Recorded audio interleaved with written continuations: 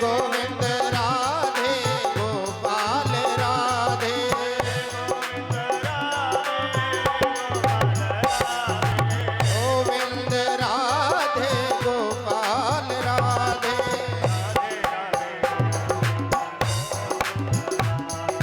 राधे राधे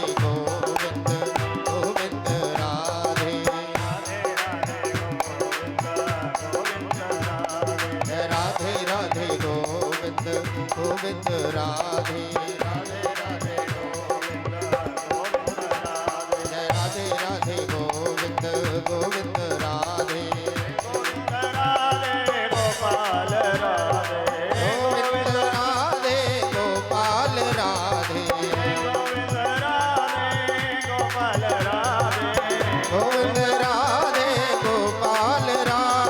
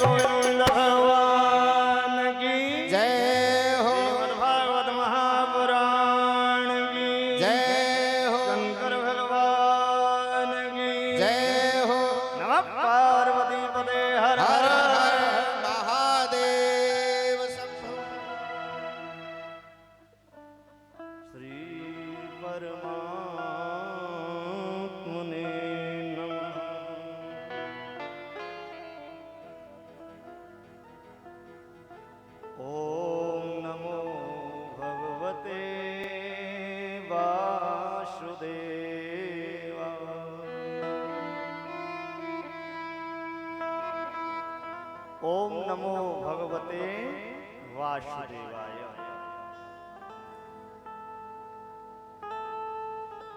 वासुदेवाय नमो भगवते।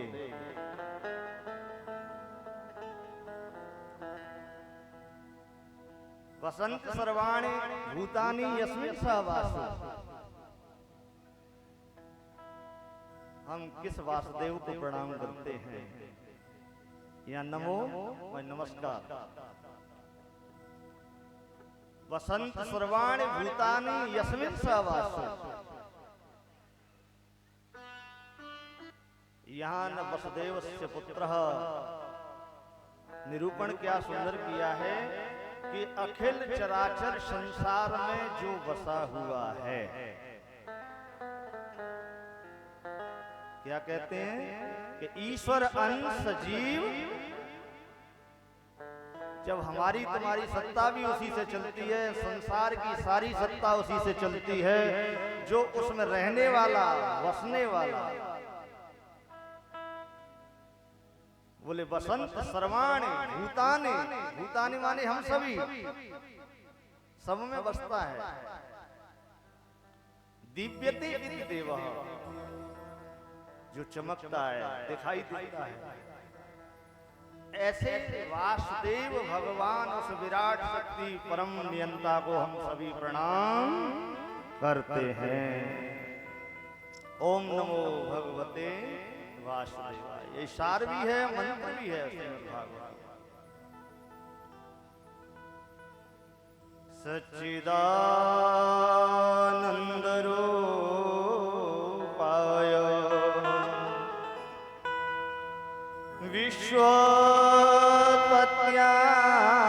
विश्वोत्पत्त्यादेः तवे तापत्रय विनाशाय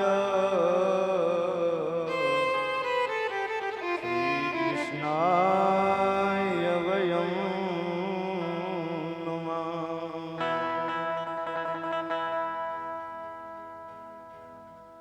सच्चिदानंद रूपाय विश्वोत्पत्त्यादि हेतवे तापत्रय विनाशाय श्री कृष्णाय वयम नमः।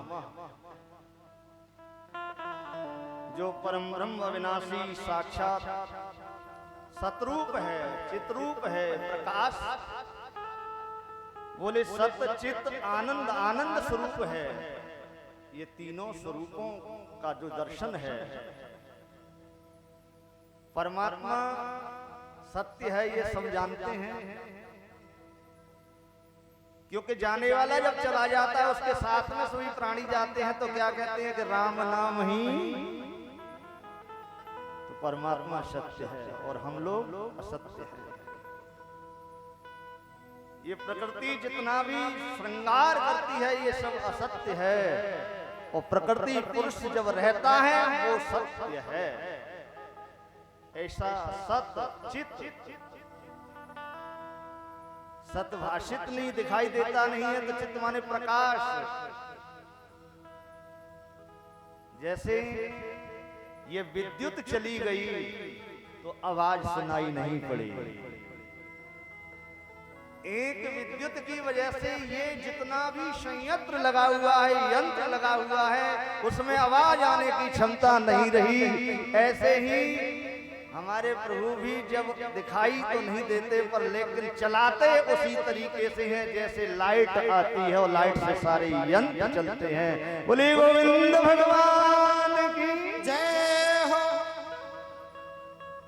सत्य चित प्रकाश स्वरूप परमात्मा की जब कृपा रहती है तो ये शरीर भी दिव्य दिखाई देता है। प्रकृति की हर वस्तु दिव्य दिखाई देती है, चमकती है, दिखाई देती है, लेकिन उसका जब स्वरूप जब लुप्तता की तरफ जाता है, उस प्रकाश का पुंज अपने आप, तो हमारे तुम्हारे शरीर भी कुमला जाते हैं, और जितने वृक्ष पौधे संसार के सभी कुमला जाते हैं। तो ये दिखाई देता है, पश्चिम में नजर आता है, वही परमात्मा है।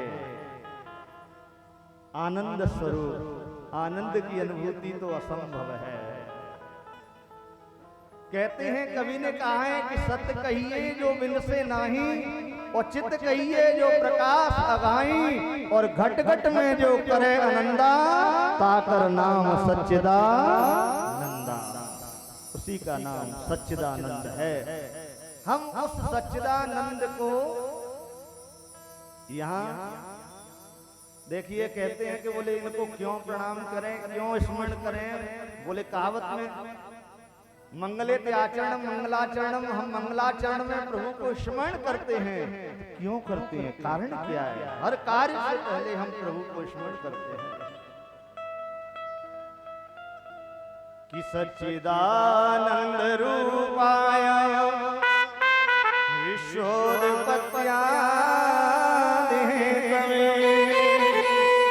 तापत्रय विनाशाय श्री कृष्णाय वयम नमः।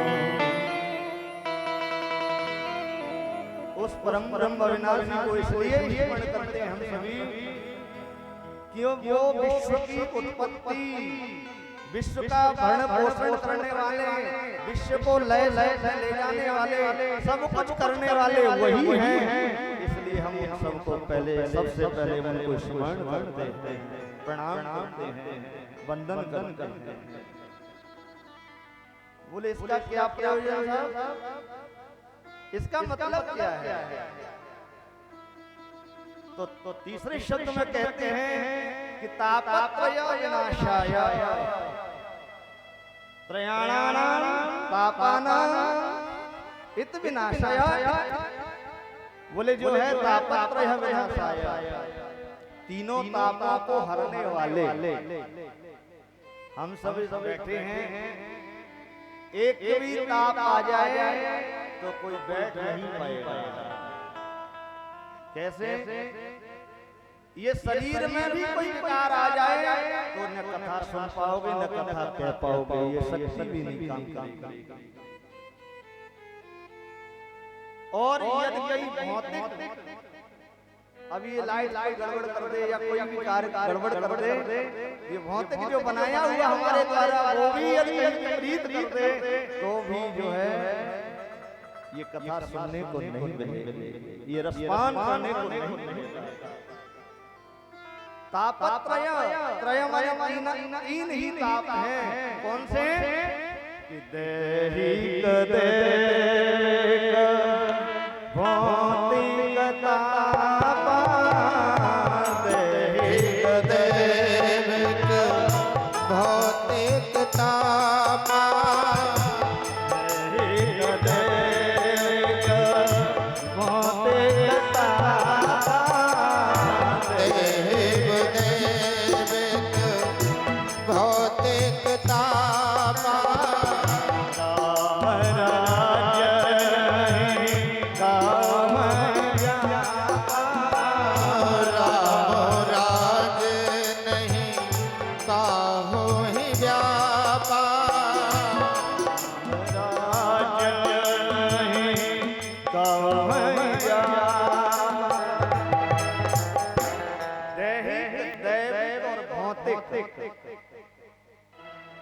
दैविक प्रकोप अभी चक्रवात आ जाए, न कभी पृथ्वी हिल जाए, शीत तत्व विशेष आ जाए, गर्मी जम तो सब सुनने में अपने आप बिल्कुल चला जाता है। इन तीनों तापों को हरने वाले परम ब्रह्म अविनाशी हैं, ये हमारा प्रयोजन है। संसार का ऐसा कोई है कि तीनों को सुख नहीं चाहता, कोई घर में आपत्ति नहीं चाहता, और कोई शरीर में व्याधि नहीं चाहता, और कोई परमात्मा की जो विपरीत क्रिया हो जाए उससे भी बचना चाहता है। तो बस यही हमारा प्रयोजन है। तापत्रयविनाशाय श्री कृष्णाय वयं नमः। श्रिया सहित श्री कृष्ण, वो जो स्वयं श्री राधा जी के स्वरूप विराजमान है, उन प्रभु श्री कृष्ण को मैं प्रणाम करता हूँ। बोलिए कृष्ण कन्हैया लाल की जय हो। आइए, समय तो आज वैसे भी बहुत थोड़ा है, लेकिन महात्मा ने कहा 2 घंटे तो कम से कम भी लगते हैं, और प्रकाश डालने की कोशिश करता हूँ। चलिए उस नैमिषारण्य में जहाँ पर अनेक नैमिषारण्य, और ये भी नैमिषारण्य बन गया, वृंदावन बन गया, ऐसे ही जहाँ सत्संग होने लगता है वही नैमिषारण्य है, और वही पावन वृंदावन। तो उस नैमिषारण्य में जहाँ पर 88,000 ऋषि हैं, जिसमें महाराज कहते हैं कि कथा रसस्वादा कुशलो सोनको ब्रवीण, जो रसास्वादन करने वाले बड़े प्रवीण हैं, ऐसे महान ऋषि अनेक वहाँ विराजमान हैं। वहीं पर जो है इन अनेक रूपों को रसपान करा रहे हैं। इनका भी शुभ महाराज कौन है कि अज्ञान ध्वांत विध्वंस कोटि सूर्य शम प्रभा सूत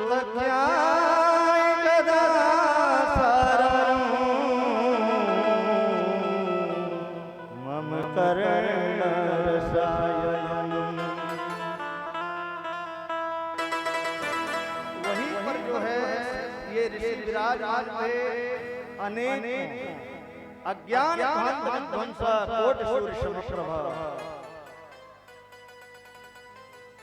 जो करोड़ों सूर्यों के समान प्रकाश करने वाले, बोले एक नहीं अनेक सूर्यों के प्रकाश, बोले एक सूर्य की वजह से हमारी प्रभा बहुत सुंदर होती है, लेकिन यहाँ पर अनेक सूर्यों की प्रकाश रूप और अज्ञान रूपी अंधकार को दूर करने में समर्थवान सूत जी महाराज का उद्गम हुआ।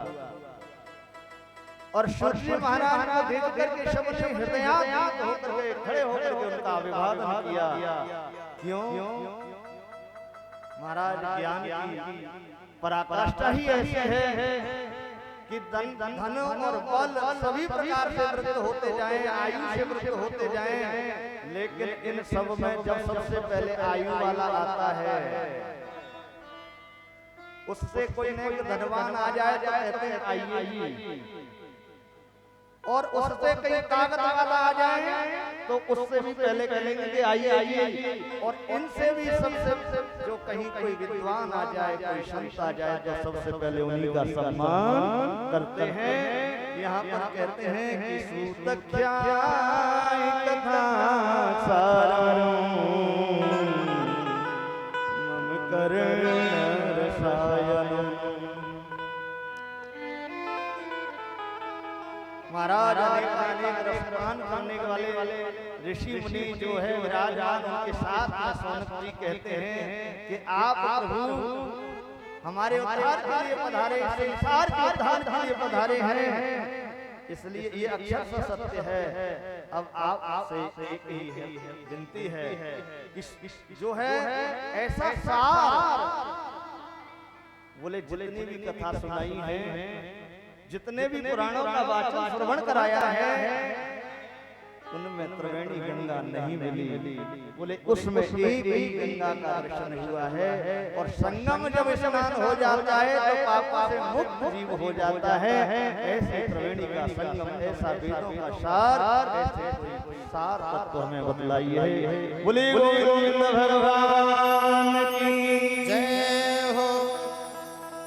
जैसे ही सौनक ने प्रारंभ किया, उन्होंने कहा बोले क्यों, ऐसा विषय क्या विचार है?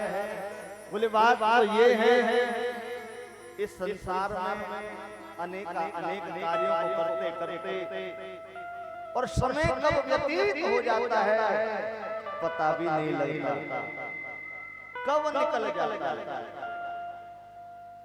कल्पना भी करते हैं, कितनी भी सुंदर से सुंदर कल्पना करते हैं, उन कल्पनाओं में भी हमारा जीवन कब उनको भोगते भोगते चला जाता है पता नहीं लगता। जैसे संसार का प्राणी जैसे अपनी चिंता को चिंतामणि के सामने समक्ष होकर के कहते हैं मुझे ये चाहिए वो चाहिए, और वो भी सभी पूर्ण हो जाते हैं, पर लेकिन इन भोगों के पश्चात भी आना यही पड़ता है। मुक्ति का साधन नहीं मिलता है, क्योंकि मुक्ति तो या तो गोविंद ही देते हैं, या फिर आप जैसे महापुरुष गोविंद के स्वरूप ही गुरु महाराज आशीर्वाद हमको प्राप्त होता है। बोले गोविंद भगवान की जय हो।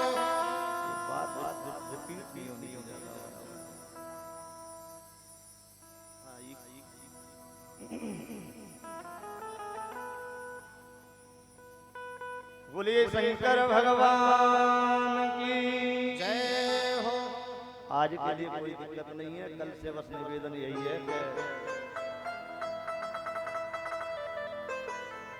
कि यहाँ पर कहते हैं कि कल्प वृक्ष के नीचे भी बैठ करके कोई कल्पना करे, सारे मनोरथ सिद्ध हो जाते हैं, वहां जो मांगेंगे वही प्राप्त हो जाता है।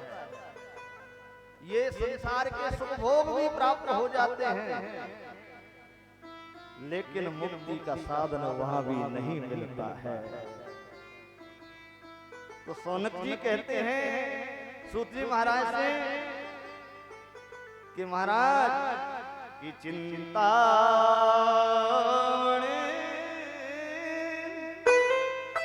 लोक सुखम सुनद्रो स्वर्ग संपदा प्रयच्छति गुरो प्रीतो वैकुंठम योगी दुर्लभम। सौनक जी कहते हैं कि महाराज आप जैसे गुरुओं का आशीर्वाद जब प्राप्त होता है, आप जैसे महापुरुषों का उद्गम जिस घर में हो जाता है, आप जैसे विद्वान जहां आ जाते हैं, बस वहीं पर उस परम ब्रह्म से मिलने की देरी नहीं होती है। दर्शन क्या है कि ये संसार सरकने वाला है। हम सब कहीं न कहीं धीरे धीरे एक दूसरे सारी सुखों को भोगने के साथ साथ हमें डर एक ही वस्तु से लगता है कि मृत्यु सन्निकट दिखाई देती है।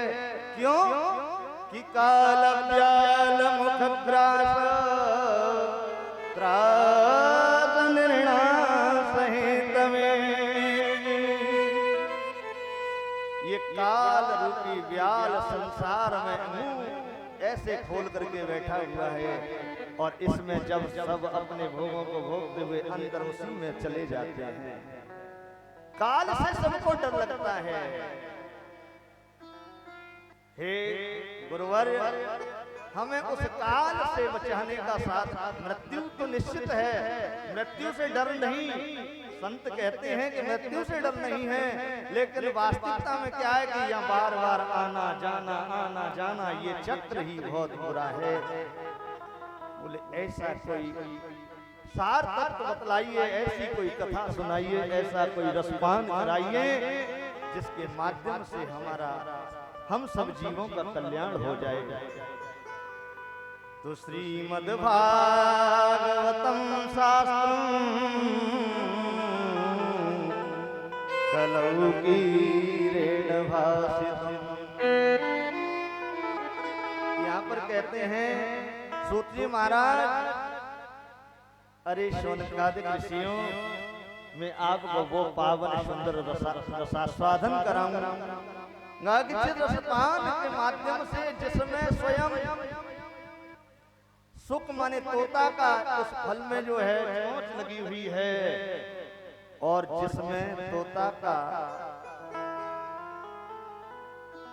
तोता या चोंच लगा दे, या तो वो फल पहले से मीठा होता है या चोंच लगाने से ही मीठा हो जाता है।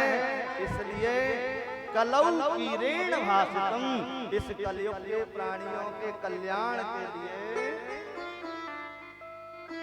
जो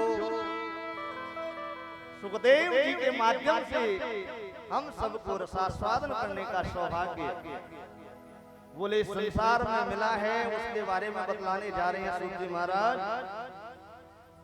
और कहते हैं कि जो है, हे सौनक जी, आपने संसार के हित के लिए पूछा है। कलौ कीरेण भासितम, कलकाल में व्यक्ति सब चीज से मतलब कहीं किसी को सब सुखों का अनुसरण करता है, पर मृत्यु से बहुत डरता है। और आपने यही शब्द के लिए कह दिया, बोले श्रीमद्भागवतम शास्त्रम कलौ कीरेण भासितम। बोले गुरुदेव, क्या इससे भय से भी दूर करा देगा, ये ऐसा है? बोले हाँ जी। बोले कैसे? कि सुखदेव स्वामी ने जिस परीक्षित को श्राप लगा, और परीक्षित को जब श्राप लगा तो उनके परीक्षित की मुक्ति के लिए और स्वयं सुखदेव जी ने ये आलाप किया, ये कथा सुनाई। बोले कथा का उद्गम ही हो रहा था, इतने में ही वहां पर सुधा कुंभं गृहीत्वा देवास्तत्र समाचार। बोले वहां पर सुधा माने अमृत का कलश लेकर के, किसके? अमृत का कलश लेकर के, और वहां पर आ गए जहां पर सुखदेव स्वामी इस आलाप को कर रहे थे। श्रीमद् भागवत कथा श्रवण कराने के लिए उद्यत हुए, उतने में ही आ गए। यहाँ पर श्रीमद् भागवत का वर्णन विशिष्ट है कि भात सर्वेषु शास्त्रेषु गीयते नारदादि। सूत जी कहते हैं शौनकादिक ऋषियों कि भागे कहते खुल जाते भाग जीवन के, और गाके कहे गिरि गुमान गल जात है, और बाकी कहते वर्ण विष्णु दूतन में हो, और ताकि कहे तरुण दिखलात है। ऐसा श्रीमद् भागवत महापुराण है जिसके प्रारंभ होने में ही देवता अमृत का कलश लेकर के आ गए और कहने लगे, अरे सुखदेव स्वामी, आप ये मृत्यु का डर है ना, परीक्षित जी को मृत्यु की वजह से ही आप ये युक्ति कर रहे हैं। बोले आप एक काम कीजिए, इनको अमृत ये सुधा माने अमृत पान करा दीजिए। महाराज सुखदेव स्वामी ने सोचा कि भाई जिस अमृत के लिए लोग प्रयत्न करते हैं, गरुड़ महाराज ने अपनी मां को दासत्व से दूर करने के लिए प्रयत्न किया और वहां भी इंद्र के यहाँ से बड़े युद्ध पौरुषता के माध्यम से कैसे जैसे छीन झपट करके लाए, तब कहीं दासत्व दूर हुआ। आज वो अमृत कलश अपने आप उन्होंने कहा, ये देवता नहीं, ये तो बड़े ठगिया हैं। ये देवता अपने ही कार्यों को सिद्ध करने के लिए प्रयत्नशील लगे रहते हैं, कहीं दूसरा कोई श्रेष्ठ नहीं हो जाए। स्व कार्य कुशलः सुरा, जो अपने ही कार्य में कुशल है वही सुर होते हैं। बोले गोविंद भगवान की जय हो। उन्होंने सबने कहा कि प्रपाश्यामो वयम सर्वे श्रीमद् भागवतामृतम। हे सुखदेव स्वामी, हमको ये श्रीमद् भागवत महापुराण का रसास्वादन करा दीजिए, अमृत पान करा दीजिए, और ये हम जो कलश में लेके आए हैं ये परीक्षित को पिला दीजिए। जैसे कहा महाराज सूत जी कहते हैं, शौनक जी और सुखदेव स्वामी उनकी तरफ देखते रहे और देखने के पश्चात में कहा, बोले आज तक मुझे तो कहीं कोई सिद्धि ऐसी प्रतीत नहीं होती कि अपने आप, अरे बोले अपने स्वार्थ से आए हो। बोले भागवत की तो कृपा ही ऐसी है कि इसमें तो चाहे कोई किसी प्रकार से भी चला आए, चाहे नाके आए, चाहे बिना नाके आके बैठ जाए, और चाहे जो है ज्ञानी पुरुष हो, चाहे अज्ञानी पुरुष हो, चाहे घर कराने वाले हो, चाहे सुनने वाले हो, सबका ही कल्याण करती है। उस कल्याण के वास्तविकता के तत्व को बोले जो है ये तो अदला बदली करने के लिए आए हैं। महाराज जैसे ही उन्होंने कहा, बोले ठगियाओ, तुम इसके पात्र नहीं हो। यहाँ पर कहते हैं क्या कि क्व सधा क्व कथा लोके क्व कांच क्व मणिर्महा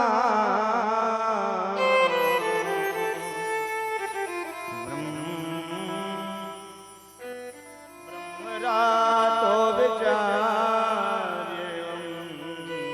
तदा देवाञ्जहासः।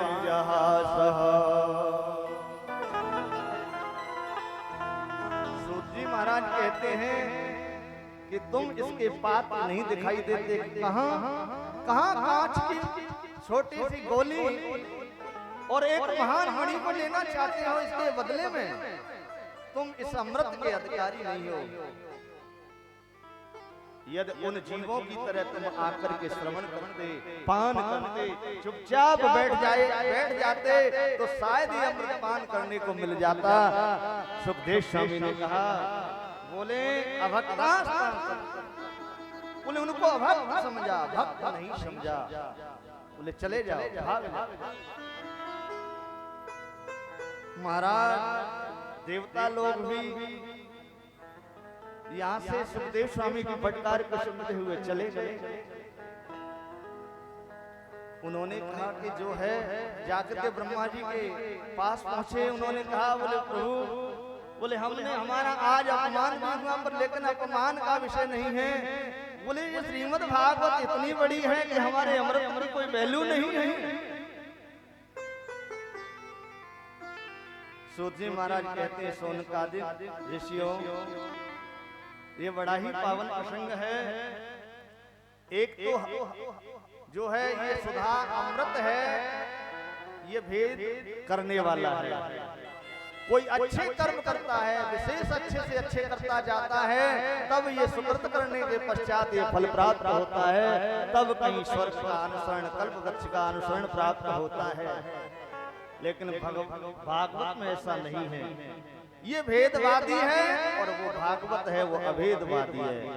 बोले कोई भी सुनिए, कोई भी रसपान कीजिए, लेकिन जब अहंकार में घर बैठे रहोगे तो फिर कहीं ये प्राप्त नहीं होगा। बोलिए श्रीमद् भागवत महापुराण की जय हो। और किसी प्रकार का पक्षपात करने वाली श्रीमद् भागवत महापुराण नहीं है। एक और बात यहाँ पर कहते हैं कि अमृत पान करने के बाद लोग स्वर्गलोक में चले जाते हैं, और स्वर्गलोक में जब तक आपके प्रारब्ध के पुण्य अर्जित हैं तब तक भोग भोगिए, और क्षीणे पुण्य मृत्युलोकम विशन्ति। जैसे ही पुण्य क्षीण होते हैं महाराज, पुण्य क्षीण होते ही और आपको कहां जाना पड़ता है? मृत्यु लोकम विशन्ति। बोले इसी मृत्यु लोक में आना पड़ता है। लेकिन ये श्रीमद् भागवत महापुराण वो दिव्य है, वो दिव्यत्व प्राप्त कराती है कि इसके श्रवण मात्र से, इसके कराने से। वैसे एक और बात बताएं, ये संसार में जो ये हम सब सुन रहे हैं, जो दिखाई दे रहे हैं वो सुन रहे हैं, उनका तो कल्याण होता ही है। लेकिन यहाँ तो जैसे कहते हैं कि श्रीमद् भागवत को तो कोई, ये जो आपके बगल में लगा हुआ है ना ये बांस, इसका भी वर्णन आएगा अभी थोड़ी देर में ही। उसमें रहने बैठ करके श्रवण करने वाला, बोले जो है वायु रूप आपके देवी देवता, कोई कैसे भी स्वरूप में है, यहाँ कोई भेद नहीं, जिस रूप से भी है वो भी सुनता है, उसको भी अभय प्रदान होता है और उसको दिव्यत्व प्रदान होता है, उनको मुक्ति मिलती है, मोक्ष मिलता है। लेकिन इस अमृत के बोले सुधा से, अमृत से कभी नहीं, ये भागवतामृत से प्राप्त होता है। ऐसी महिमा श्रीमद् भागवत की कही। ब्रह्मा जी विचार करते हैं, बोले ऐसा श्रीमद् भागवत महापुराण है। तो यहाँ पर कहते हैं कि राज्यो मोक्षम तथा वीक्ष्य पुराधाता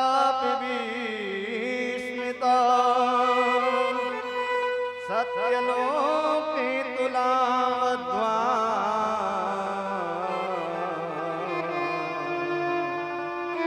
तोलयन् साधना त्यज। ब्रह्मा जी ने सारे जितने भी पुराण थे उन सबको एक पलड़े पर रख लिया, ज्ञान रूपी तराजू के पलड़े पर रख लिया। जितने भी गीता इत्यादि जितने भी ग्रंथ थे उन सबको रख दिया, और दूसरे पलड़े पर श्रीमद् भागवत महापुराण को रखा। तो भारी भयो सो भूमि गयो और हल्का गयो आकाश। भारू वस्तु होती है वो नीचे को चली जाती है, जल में भी दस जाती है। वो नौका भारी, क्योंकि उसके अंदर इतना दिव्यत्व है, इतनी शक्ति है कि वो शक्ति के सामने जितने भी अन्य पुराण थे वो तो उनकी जो है जो पलड़ा था वो ऊपर को चला गया और श्रीमद् भागवत का पलड़ा नीचे को झुक गया। वो ब्रह्मा जी भी विस्मित हो गए। ऐसे ही कहते हैं कि ब्रह्मा जी का मन भी उस जगह डगमगा गया कि बताओ ये क्या लीला है। तभी तो कहते हैं कि भाई ऐसा है कि फल का कल वर्णन आएगा कि श्रीमद् भागवत रूपी फल है। लेकिन हम शाखा प्रशाखा वेद रूपी शाखा प्रशाखाओं का रसास्वादन करेंगे तो फल का स्वाद कभी नहीं मिल सकता। और फल उसका सार्थक होता है और फल का जो आनंद लेता है वही पलड़ा झुक जाता है। बोलिए श्रीमद् भागवत महापुराण की जय हो। ऐसा वर्णन किया है। सूत जी कहते हैं शौनकादिक ऋषियों, बोले एक बात बताओ गुरुदेव, इसको तो जब जहाँ जैसे भी तो यहाँ सप्त दिवस का वर्णन करते हैं तो एक कथा सुंदर आती है। बोले कौन सी? कि नारद मुनि एक बार एक चक्कर में पड़ गए। बोले कौन सा? इसमें सार कथा तो विस्तार से बहुत बड़ी है। तो नारद जी ने जो है मन में विचार किया कि अब जो है मैं बड़ा सुंदर सत्संग समागम करूं, आनंद करूं, विचरण करूं, आनंद से रहूं। लेकिन यहाँ पर कहते हैं कि एक दाय विशालाया चत्वार ऋषयो मला सत्संगार्थं समादाता ददृदक्षस्तव नारद। ये बहुत दिनों का वर्णन और लघु दिनों का वर्णन, सप्ताह वाचनम जो शब्द लिखा है, बोले 7 दिन की कथा श्रवण करने का जो उद्गम हुआ है वो नारद जी से हुआ है।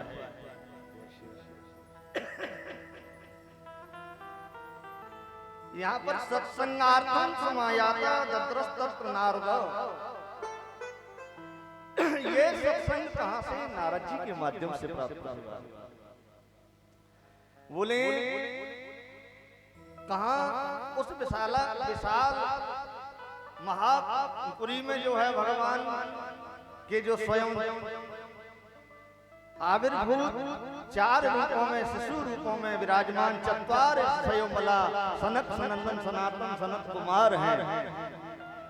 पर इस संसार की स्थिति को देखते हुए एकदम दुखी मन से जब संसार के भ्रमण मात्र से ही क्लेशित होकर के जा रहे थे और वहां उन चारों को देखा और चारों को अभिवादन करते हुए आगे बढ़ने लगे। बोले कहाँ? कथम ब्रह्मन दीन मुखो कुतः चिंता भगवान। अरे नारद जी, आप तो संत हैं और कथन? बोले कहाँ जा रहे हो, किधर भाग रहे हो? संतों को कहाँ दौड़ने की जरूरत है? ऐसी क्या व्यवस्था खराब हो गई? आपका ऐसा क्या चला गया? और आपकी ऐसी कौन सी वस्तु हो गई है जिससे आपका मुख मलिन भी हो रहा है? त्वरितम गम्यते कुत्रः कुतश्चागमनं कः। बोले आप कहाँ भाग रहे हो, किधर जा रहे हो? और हमको तो ऐसा भी प्रतीत होता है, चारों ऋषियों की आवाज आई कि इदानीं शून्य चित्तोसी सतवित्तो यथा जनः तदेदं मुक्त संकस्य नोचितं वद कारणम्। और उन नारद जी महाराज से पूछने लगे, बोले अपने इस दुख का कारण भी बताइए। बोले महामुनियों, मैं इस दुख का क्या वर्णन करूं? मैं संसार में भ्रमण करने के लिए गया। बोले मेरा कोई धन नहीं खोया, मेरी कोई वस्तु नहीं छूटी, क्योंकि संत का धन तो एक ही होता है। बोले कौन सा? कि जिसका राम रतन धन हो।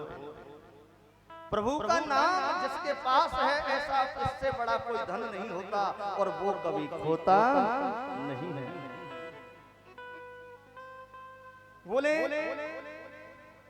लेकिन हम संत हैं, संसार के हित के लिए विचरण करते हैं और संसार का जब दुख होता है, कष्ट होता है, वो नहीं देखा जाता है। बोले कि पुष्करम च प्रयाग मोबाइल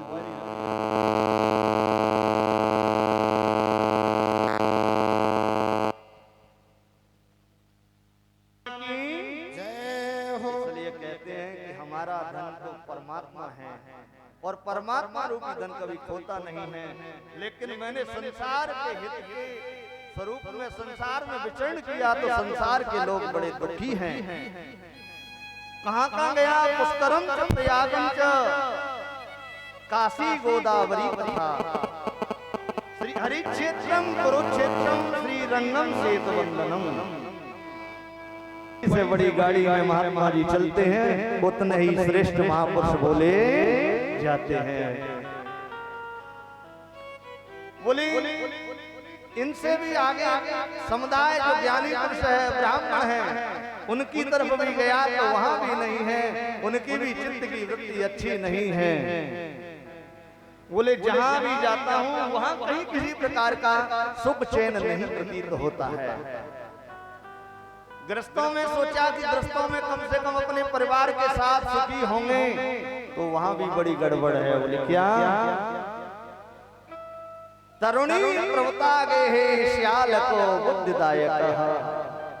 बोले घर में तरुणियों की चल रही है, जवानों की चल रही है, श्याल को बुद्धिदायक।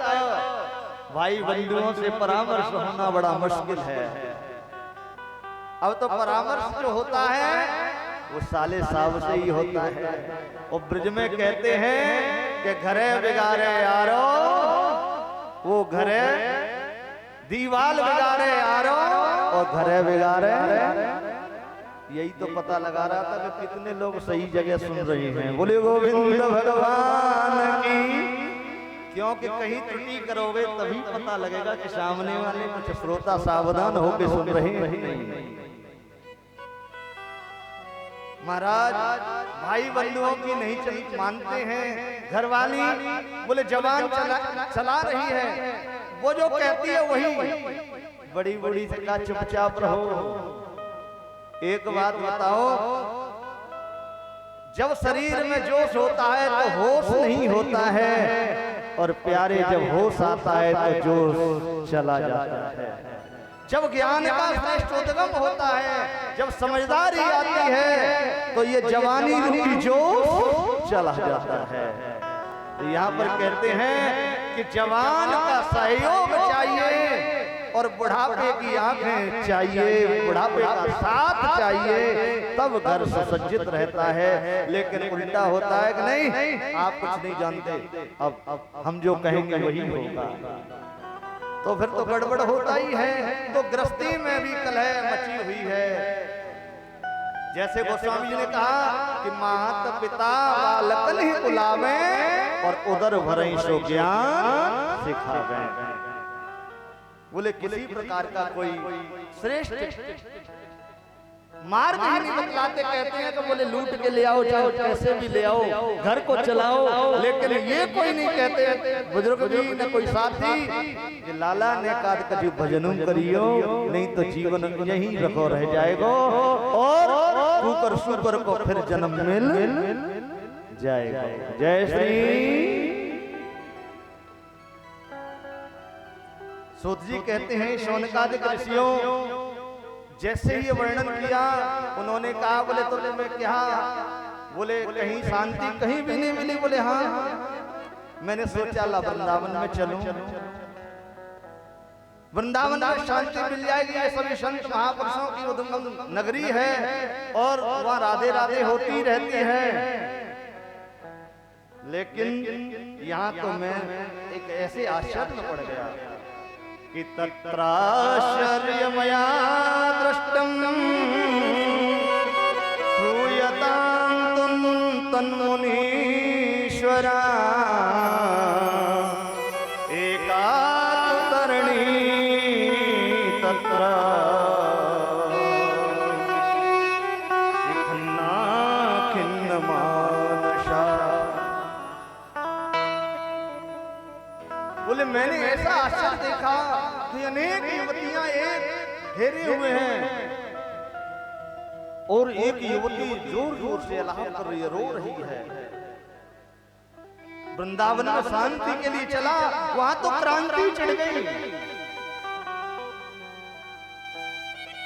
एकदम मन कहने लगा कि अरे ये तो महिला है, रोती रहती है, कोई हंसती रहती है। बोले हम संत हैं, हमें क्या लेना देना, आगे चलो। फिर मन में विचार आया कि संत बने हैं दूसरों के दुख को दूर करने के लिए, शायद हो सकता है कोई कष्ट हो। फिर मैं उनकी तरफ बढ़ा, फिर मन डगमगाने लगा। बोले कोई पता नहीं है ये कब नेक देर में रोने लग जाए और नेक देर में हंस जाए। बोले कब बाबा जी को फंसा दे, कोई भरोसा नहीं है। बोले बाबा लोगों को तो किनारा करना चाहिए। मन में ये विचार करते हुए अंततोगत्वा मैंने एक ही विचार किया कि इनके उपाय करना चाहिए, आगे चलना चाहिए। जैसे ही मैं गया और वहां पर जो है पहुंचा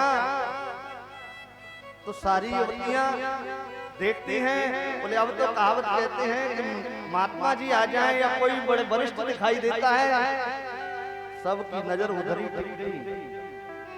लेकिन वहां दो बालक जैसे बूढ़े पड़े हुए हैं, बुजुर्ग पड़े हुए एकदम अचेतावस्था में, और एक युवती रो रही है। युवती से भी आवाज लगाई, बोले क्या बात है, किम बालो रोदसी, बोले क्यों रो रही हो। उन्होंने कहा बोले मुझे संसार में मैं भी चारों तरफ भटकती वृंदावन में आई, लेकिन मैं तो जवान हूँ। एक बात बताओ बाबा जी, अरे जिसके बालक मैया से पहले बूढ़े हो जाएंगे तो वो मैया क्या हंसेगी, वो रोएगी नहीं तो क्या करेगी। उन्होंने कहा ये कौन है, बोलिए मेरे बालक हैं। बोले तुम ऐसी जवान दिख रही हो और तुम्हारे बालक बूढ़े दिखाई दे रहे हैं। उन्होंने कहा बोले ये तो उल्टा दिखाई दे रहा है। बोले बालक जवान होने चाहिए और माँ बुढ़ी होनी चाहिए। तो आजकल ईमानदारी से बताओ कहीं रोग लग जाए 28-30 साल पे ही तो बालक कैसा हो जाते हैं। पिताजी से पहले बालक बूढ़े दिखाई देने लग जाते हैं। यहाँ पर भी जो है ऐसा रोग लगा है। बोले इनको तो कोई चाहता ही नहीं है, ज्ञानी संसार का हर प्राणी है, वैराग्य अरे मेरे समान तो कोई वैरागी नहीं है, तो बूढ़े तो हो ही जाएंगे, उनको कोई लेता ही नहीं है। और भक्ति तो यहाँ पर कहती है कि अहम भक्ति ख्याता, मैं भक्ति नाम मेरा है। अपना नाम बतलाते हुए कहा बोले महाराज ये ज्ञान वैराग्य मेरे बालक हैं। बोले मुझे तो यहाँ वृंदावन में सब चाहने वाले हैं, क्यों यहाँ की पात पात पे राधे राधे होए। दुनिया भक्ति करती है पर बिना ज्ञान और वैराग्य के भक्ति श्रेष्ठ नहीं होती। इसलिए मेरा कोई उपाय कीजिए कि हम भक्ति ख्याता इमौ में तनयो ज्ञान वैराग्य न मानो कालयो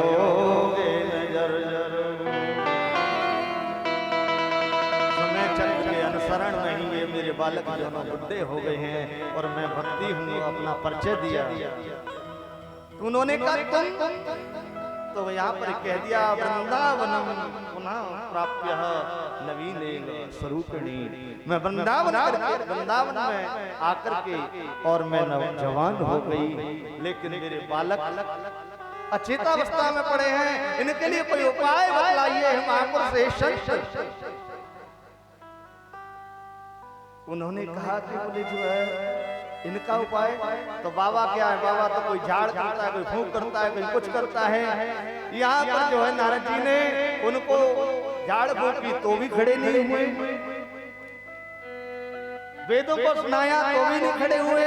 अनेका अनेक गीता पाठेर मोहर मोहर गीता जी का पाठ बार बार सुनाया, लेकिन वो खड़े नहीं हुए। तो यहाँ पर जो है सूत जी कहते हैं हे शौनकादिक ऋषियों, जब बालक खड़े नहीं होते हुए दिखाई दिए तो एकदम अब तो मन में विचार आने लगा, नारद जी दुखी होने लगे कि मैं अब कैसे क्या करूं, ऐसा कौन सा कार्य करूं कि जिसके माध्यम से ये बालक जवान हो जाएं, ये खड़े हो जाएं। महाराज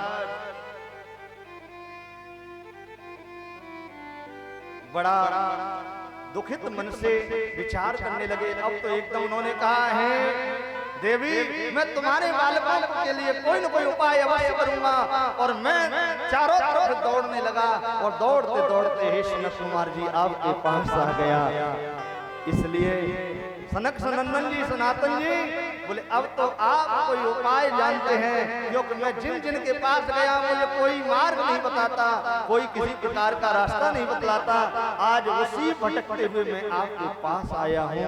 अब कोई ऐसा मार्ग बतलाइए, क्यों कि मैंने सारे उपाय कर डाले। यहाँ पर कहते हैं कि तेन लुप्त सदाचारो योग मार्गत पांसिच वर्षे वर्षे क्रमा जाता मंगलम नापि दृश्यते।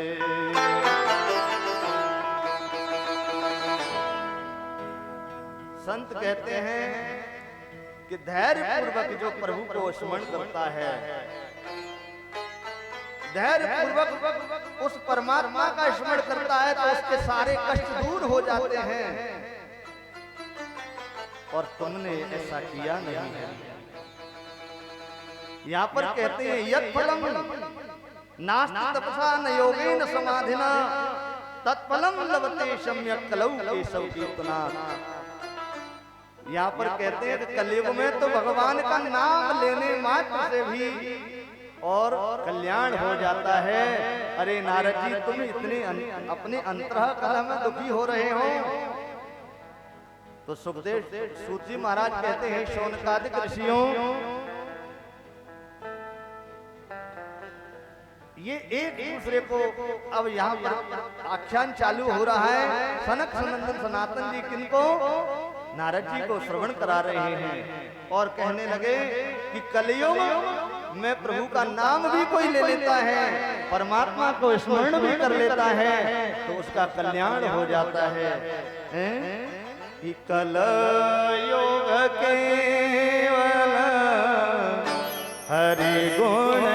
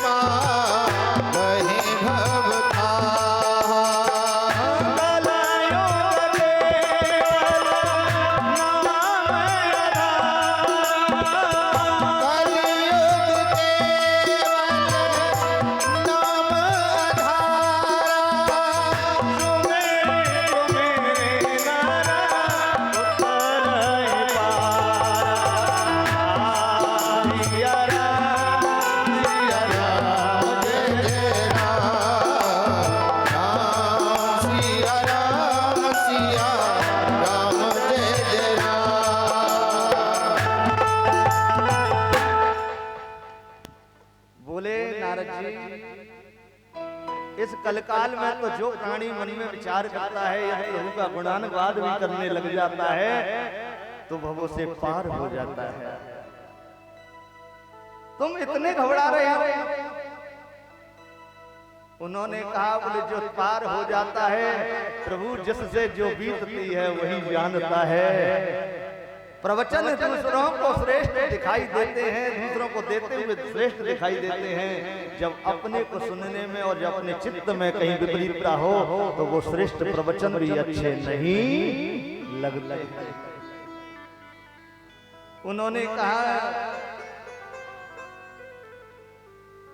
प्रभु एक बात बताएं, हे मुनीश्वरों, आप यदि कहीं कोई हमारे कृतार्थ जीवन का कल्याण करने वाला उद्गम आप ही कर सकते हैं। सूत जी कहते हैं शौनकादिक ऋषियों, सनक सनंदन सनातन सनत कुमार जी कहते हैं कि हे नारद जी, तुम्हारे द्वारा प्रहलाद की मुक्ति भी हो गई, तुम्हारे द्वारा ध्रुव जी की मुक्ति हो गई। उन्हें छोटे से बचपन में ही उस विराट रूप में भगवान को दर्शन देना पड़ा और आप चिंतित हो रहे हो कि जयति जयति माया यस्य काया भवस्ते वचन रचन में केवलं चाकलय्य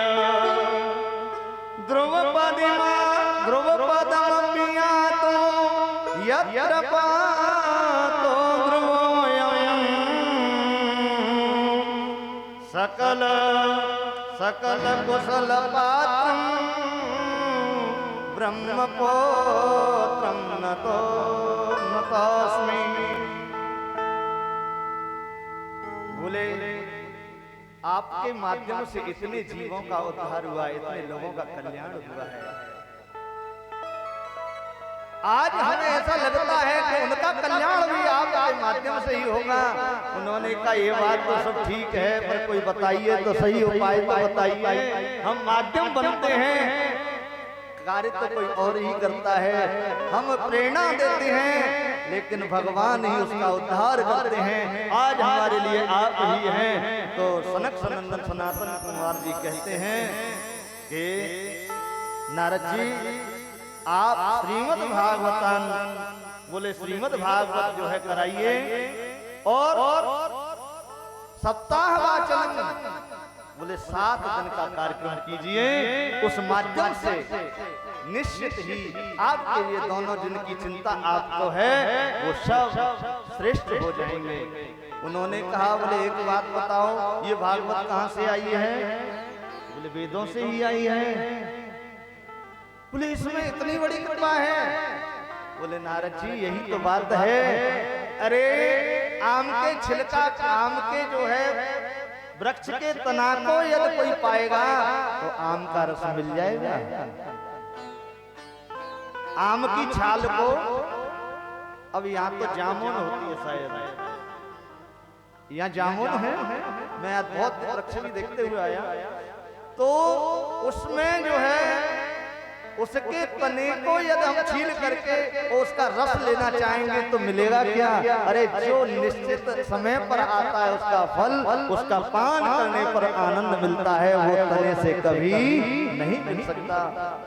नारद जी आप अभी तक तनों पर ढूंढते रहे हो, अभी तक फल पर नहीं पहुंचे हो। ये श्रीमद् भागवत महापुराण उन वेदों का सार फल है, उसके माध्यम से तुम्हारे सारे मनोरथ सिद्ध हो जाएंगे। तो बोले क्या देर है, आनंद वन में जो है प्रारंभ कीजिए और बोले थोड़ा ऊपर से आप भी चलिए और हम पब्लिक भी आ जाएगी। ये कहते हैं कि पहली कथा हरि क्षेत्र के क्षेत्र में ही हुई आनंद में। सूत जी कहते हैं हे शौनकादिक ऋषियों, जैसे ही ये उद्बोधन उत्पाद जो है कथा हो रही है, वशिष्ठ च्यवनस्य गौतम अनेक ऋषि वहां पर वशिष्ठ च्यवन इत्यादि पधारने लगे और उन्होंने भी 3 आसन, उन्होंने कहा वहां जाकर के सुनाना। बोले वो भी सब यहीं आ जाएंगे, आसन लगा दो। और नारद जी ने आसन डाल दिए 3 और जैसे ही कथा का प्रारंभ हुआ और कथा प्रारंभ हुई उसका वर्णन करते हैं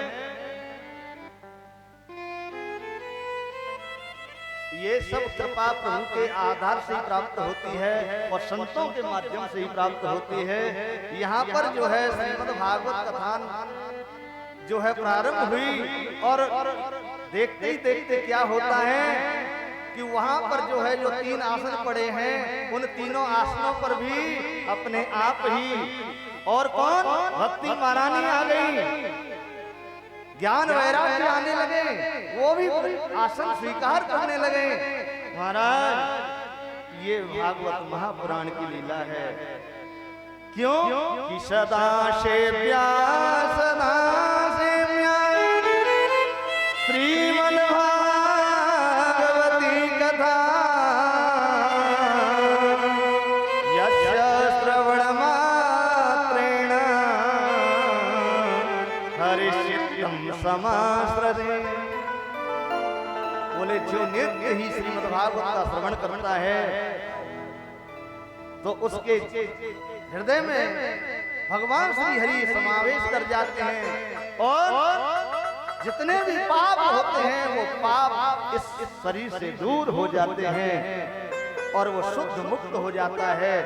यहाँ पर वैसा ही हुआ, ज्ञान और वैराग्य शुद्ध मुक्त हो गए और वो युवा हो गए और भक्ति महारानी जैसे हुआ प्रारंभ हो चल रहा तो भक्ति सुतौ तरुणी गृहीत्वा प्रेमैक रूपा सहसा विरासी श्री कृष्ण गोविंद हरे मुरारे नाथे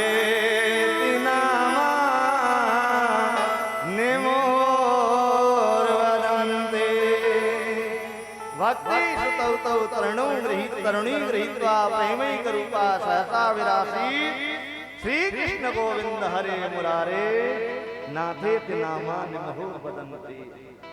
वो भक्ति महारानी अपने आप जो प्रकट होकर के नृत्य करने लगी, ज्ञान वैराग्य प्रबुद्ध होकर के जवान होकर के वो भी नृत्य करने लगे और सभी भगवान का गुणानुवाद गाने लगे। श्री कृष्ण गोविंद हरे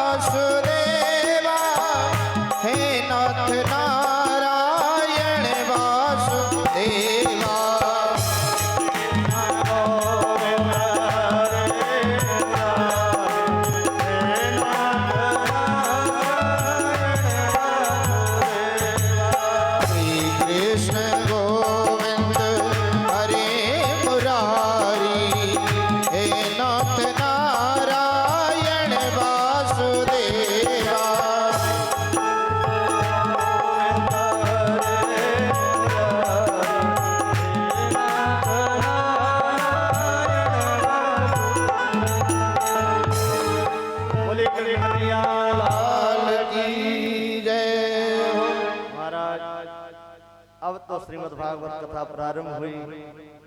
उसमें नारद जी ने प्रश्न किया कि बोले एक बात बताओ, आपने इतना वर्णन किया है तो कई विशुद्धंत वदंत मह्यम, बोले ये श्रीमद् भागवत महापुराण के माध्यम से कौन कौन तरा किस किस का उद्धार हुआ, कौन विशुद्ध हुआ। शुद्ध और विशुद्ध दोनों में अंतर है। आजकल 100% कहने में देर नहीं लगाते, पर 100% हो जाए बड़ी कृपा है। जय श्री। यहाँ पर सनक सनंदन जी कहते हैं कि ये मानवा पाप अगस्त सर्वदा सदा दुराचार लता विमार्गा क्रोधाग्रता कुटलाश कामना सप्ताह यज्ञेन कलौ अनंतते। ये वो सप्ताह वाचन है कि जिसके माध्यम से नारद जी ये नृत्य करते ही देख करके आप तो कहने लगे, बोले कौन कौन शुद्ध हुआ? अरे किसी कितने भी प्रकार के पाप करने वाला हो, ये मानवा पाप अगस्त सर्वदा, जिसने पाप का गढ़ा नहीं पाप का पहाड़ भी बना लिया हो रुई जैसा, तो अग्नि जैसा थोड़ा सी चिंगारी लगते ही वो नष्ट हो जाता है। ऐसे ही श्रीमद् भागवत हमने श्रवण की है, वो प्राणी उस पाप से मुक्त हो जाता है। क्रोधाग्नि लगता, कोई क्रोध है, क्रोध में अपने आप को आपक हो जाता है। ऐसे भी जीवों का उद्धार श्रीमद् भागवत से होता है। कुटिलाश कामना, कुटिल है, कामी है, पतित है, बोले यहां तक कहा है कितने भी प्रकार के पाप करने वाला है। 5 पाप ऐसे होते हैं कि उन पापों का कभी कहीं क्षमा नहीं लिखा है, लेकिन यहाँ भागवत को कहती है सप्ताह वाचन।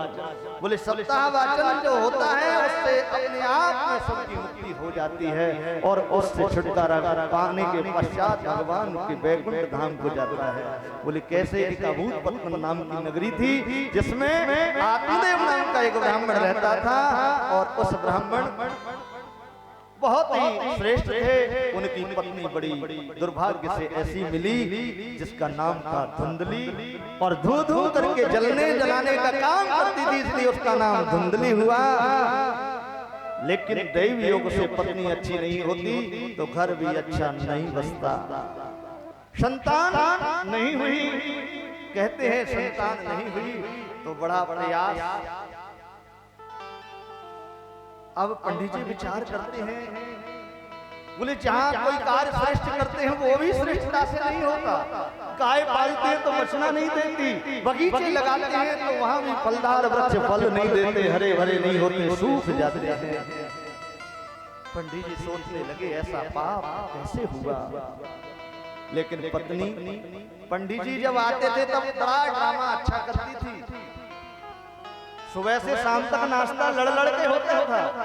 पंडित जी आए तो बिल्कुल उर्मिला जैसे हो जाती। पंडित जी के लिए शीतल जल के दरवाजे पर खड़ी मिलती। पंडित जी समझ ही नहीं पाए पाप कैसे हो गया। उनकी संतान नहीं हुई,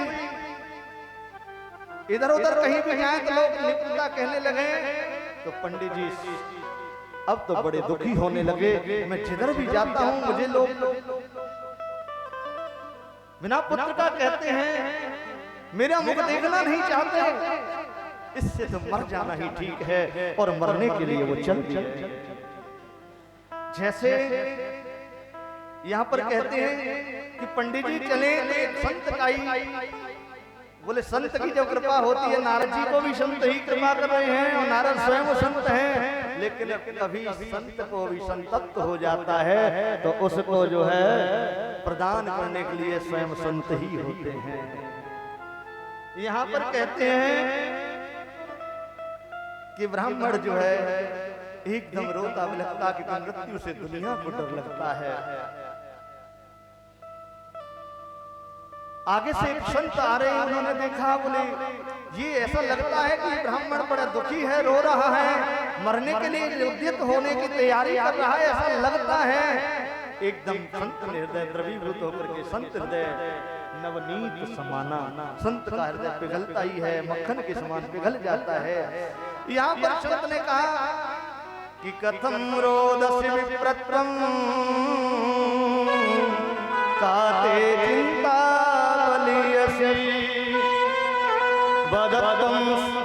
वदत्तम सत्वरम मह्यम स्वस्य दुःखस्य कारणम्।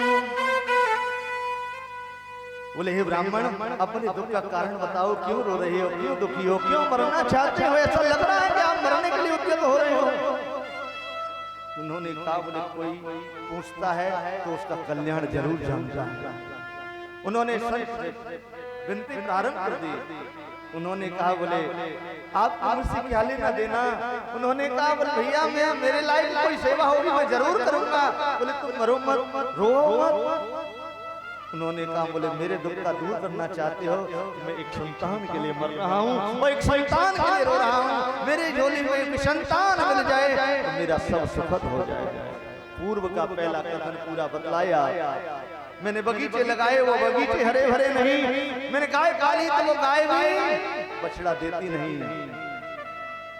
बोले इस जीवन में क्या करूंगा।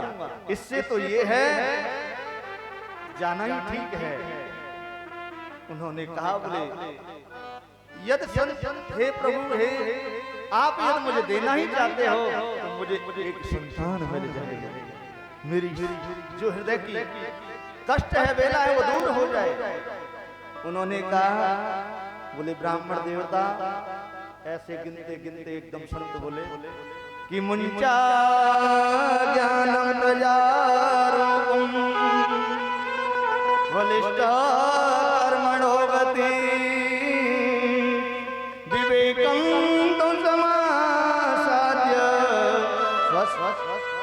त्यज संसार बंधना। मुंचा ज्ञानम प्रजारूपम वलिष्ठः कर्मणोगति। हे ब्राह्मण देवता कर्म की गति बड़ी अटपटी है और तुम्हारे कर्मों का इतना विपरीत है कि मैं क्या बताऊं कि सप्त जन्मा वधि नहीं बच। बोले आप वो एक जन्म की बात छोड़िए आपको तो 7 जन्मों तक संतान नहीं है। अब तो एकदम और दहाड़ देकर के रोने लगी और बोले अब क्या करूंगा मैं जाकर के। क्योंकि संसार बिना बालकों के बगिया बिना हरे वृक्षों के कभी बगिया नहीं कहलाती और घर का बगीचा भी बालकों से ही होता है। यदि संतान नहीं है तो मैं क्या करूंगा। एकदम संत के सामने ही अपने प्राणों की आहुति देने के लिए व्यक्त होते हैं। उन्होंने कहा बोले अच्छा अरे मरो मत कोई बात नहीं तुम्हारा जीते भी सिर फोड़ेगा और मरते भी सिर फोड़ेगा तुम्हें ऐसा ही चाहिए तो लो। एक फल निकाल के दे दिया जाओ अपनी पत्नी को दे देना उससे संतान हो जाएगा। भक्षण कर महाराज संत तो चले गए और पंडित जी उस फल को लेकर के आए। इदं भक्षय पत्न्यातुं तत्पुत्रो भविष्यति। उस संत की वो वाणी कि तब तत्पुत्रो भविष्यति बोले तुम्हारे पुत्र होगा। इस फल का भक्षण करा देना। वो फल देकर के अपनी पत्नी धुंधली को दे दिया और धुंधली को फल देकर के कहा बोले इसको भक्षण कर लेना तुम्हें संतान अवश्य होगी। आत्मदेव तो चले गए लेकिन महाराज पत्नी भी बड़ी विचित्र है। उन्होंने कहा फल भक्षण गर्भस्या। बोले फल कहीं मैंने भक्षण किया तो गर्भ होगा तो मेरी तो जो शरीर की शक्ति है वो भी क्षीण हो जाएगी। मैं जो बड़े बड़े लजीज व्यंजनों का भोजन पाती हूँ वो नहीं पा पाऊंगी। बोले जितने भी सुंदर सुंदर पकवान हैं वो सब बंद हो जाएंगे और मेरा जीवन अच्छा नहीं रहेगा। शरीर की शक्ति कमजोर हो जाएगी। कहीं गांव में आग लगी तो क्या होगा। मैं कैसे भाग पाऊंगी। बहुत अनेक ऐसे कलुषित जो है विचार कर रही दुखी हो रही। इतने में ही उसकी एक पड़ोसिन या बहन आ गई और उसने कहा बोले बहन तुम दुखी क्यों हो रही हो। बोले हमारे पतिदेव के फल ले आए। ये बाबा लोग भी ऐसे फल दे देते हैं पता नहीं है इनके फलों से कोई बालक पैदा हो गए। अरे बहन कहीं कोई ना हो गए तो ऐसी चक्कर में पड़ी है। बोले एक काम कर तो तेरे पति को संतान की जरूरत है मेरे यहाँ बहुत है और मेरे भी आएगा क्योंकि मेरे को ऐसी स्थिति दिख रही है। मैं तुझे अपना पुत्र दे दूंगी और जो है तेरे पति का भी मनोरथ सिद्ध हो जाएगा और तेरे को रोज रोज सुनना नहीं पड़ेगा। बोले कुछ धन मुझे दे देना क्योंकि मेरे भी बालों का भरण पोषण हो जाएगा। बोले गोविंद भगवान की जय हो। महाराज अब वो तो उपाय बता के चली गई। उसने कहा इस फल का क्या करूं, तो वो फल गाय को खिला दिया। धीरे धीरे समय आने लगा और ये अपना ड्रामा अपने आप ही चालू कर दिया कि अब मुझे ये अच्छा नहीं लगता है, ये ले आना, ये अच्छा नहीं लगता है, ये ले आना। कुछ पहले तो जो है कहीं कोई बीमारी तो है नहीं, उसको खा खा करके और अपने आप को हष्ट पुष्ट होती चली जा रही है। आत्मदेव जी विचार करने लगे अब तो निश्चित ही, बोले अब तो हमारा मनोरथ सिद्ध हो जाएगा। बोले अवश्य ही पुत्र रत्न की प्राप्ति होगी, ऐसा लग रहा है कि इसका शरीर बढ़ रहा है तो निश्चित ही संतान होगी। तो सारी व्यवस्थाओं को दे रहे हैं। बोले वस्त्रान ले पे, बोले अनेक वस्त्रों को बांध करके ड्रामा बनाती है और चकाचक माल पाती है। ऐसी धुंधली महाराज यहाँ पर जो है धीरे धीरे समय आया और उस पड़ोसी के जो है बालक हुआ और वो बालक अंधेरे में आकर के यहाँ चुपचाप दे गई। और जैसे ही वो बच्चा बगल में, तो अब बच्चा तो रो नहीं रहा है लेकिन वो अपने आप ही उसको रुला रही है। और जैसे ही रोने की आवाज आई तो महाराज आत्मदेव प्रसन्न हो गए कि अब तो निश्चित बालक आ गया। सूचना मिली और महाराज जो सामने आया पंडित जी ने जो था वो लुटा दिया। इतनी खुशी महाराज धीरे धीरे ये हर्षोल्लास महीनों तक चला, क्योंकि 9 मास महिलाओं को होता है और 10वें महीने में गाय को हो जाता है। तो गाय को भी वो बालक ऐसा, बोले इतना सुंदर दिव्य रूप बालक हुआ। बोले बछड़ा नहीं हुआ, बोले कान तो सिर्फ उसके बछड़े जैसे हैं, बाकी आकृति पुरुष जैसी है। महाराज ये एक उनको भी सुंदर बालक हुआ। यहाँ पर कहते हैं कि एक बालक की खुशी नहीं, 2-2 बालकों की खुशी, जिसका मैंने हर्षोल्लास मनाया। और यहाँ पर कहते हैं कि आगे चल करके क्या हुआ कि गोकर्णो पंडितो ज्ञानी धुंधकारी महाखल। गोकर्ण जो है बड़ा ही ज्ञानी पुरुष हुआ और जो बेटा था अड़ोस पड़ोस से आया हुआ, क्योंकि धुंधली ने अपने मन से नाम भी रखवाया। धुंधुम करने वाली, आवाज करने वाली, तो पति को तो झुकना ही पड़ता। उसने कहा बोले तुम्हारे नाम पर मेरे नाम से, तो अपने ही नाम से जुड़ करके नाम रखवाया था, जिसका नाम था धुंधकारी। और धुंधकारी महाखल हुआ, महान दुष्ट हुआ, पापी हुआ।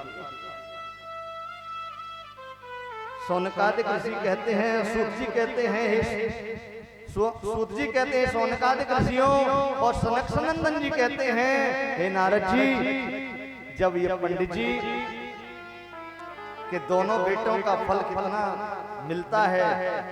अब गोकर्ण जी तो अपने पिताजी की सेवा करते हैं और धुंधकारी जैसे ही बड़ा हुआ तो पहले अंटा गोली खेलता है और उसके पश्चात थोड़ा और बड़ा होता है तो वही उल्टे सीधे काम, जुआ, किसी को धक्का देना, किसी को मारना, कलह करने वाला। पंडित जी बड़े दुखी होने लगे, शिकायत आने लगी। पंडित जी विचार करने लगे कि अब क्या करूं, किधर जाऊं। मैंने अपने आप ही, मुझे संत ने समझाया था कि पुत्र लेकर के क्या करोगे। बोले जीते जी भी सिर फोड़ेगा और मरते भी सिर फोड़ेगा। वही समय आ गया, क्यों कि सुनता नहीं है। पंडित जी कहते कुछ है और करता कुछ है, और नेक भी कुछ ज्यादा बोले तो बस फिर आमने सामने ही बात होने लग जाती है। यहाँ पर एकदम आत्मदेव दुखी होकर के कि क्रियकालेन तौ जातौ तरुणौ तयनया। बोले जो है ऐसी जब जवानी में अपने पिता को कष्ट दिया धुंधकारी ने, तो आत्मदेव को भी बड़ा ग्लानि हुई और क्व तिष्ठामि क्व गच्छामि यो में दुखम व्यपोहत। बोले मैं कहाँ जाऊं, कहाँ रहूं, मेरे दुख को कौन दूर करे, कहाँ दुख मेरा दूर हो जाए। तो यहाँ पर कहते हैं कि प्राणस्यापि दुःखेन हा कष्टं मम संस्थितम्।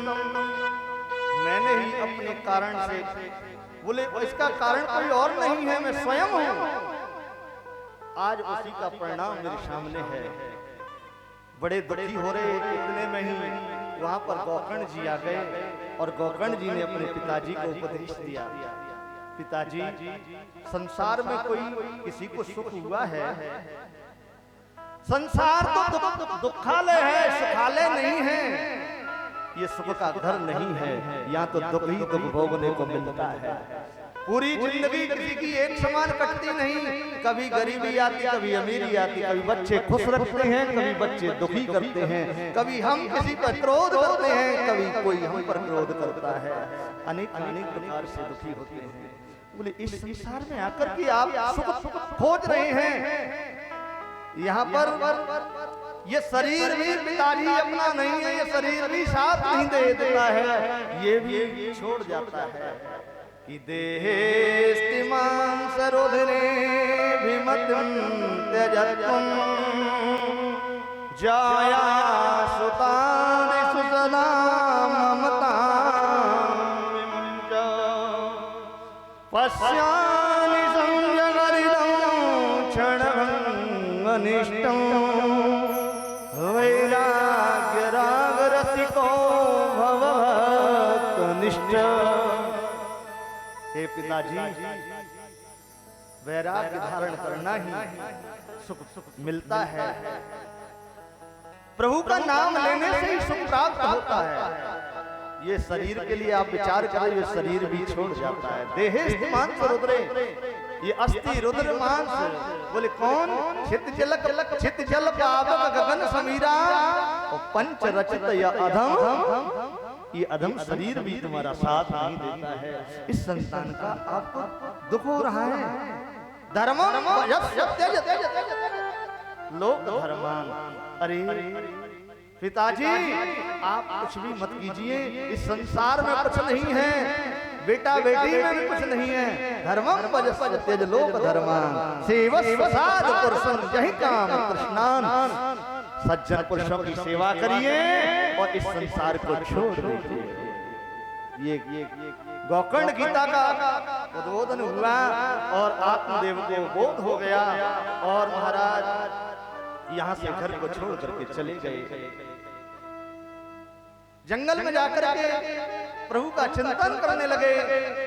इधर में क्या होता है कि पिताजी चले जाएं तो फिर बेटा और स्वतंत्र होता है।